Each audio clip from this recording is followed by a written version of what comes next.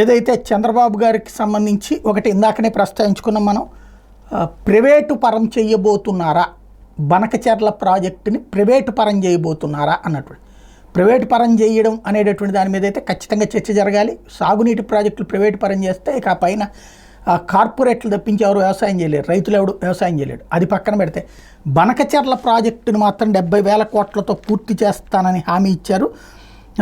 ఇది రాయలసీమ సహా రాష్ట్రమంతటా సస్యశ్యామలం అవుతుందన్నారు. దీనికి గోదావరి నీటిని పోలవరం కుడి ప్రధాన కాలువ ద్వారా కృష్ణానదికి తీసుకొచ్చి అక్కడ నుండి వైకుంఠపురం బ్యారేజీ ద్వారా బొల్లాపల్లి దగ్గర 150 టీఎంసీల నిల్వ సామర్థ్యంతో ఓ జలాశయం కట్టి అక్కడి నుంచి ఉమ్మడి కర్నూలు జిల్లాలోని బనకచెర్లకు చేరుస్తాం. దీంతో రాయలసీమలో ప్రతి ఎకరాకి నీరు అందుతుంది.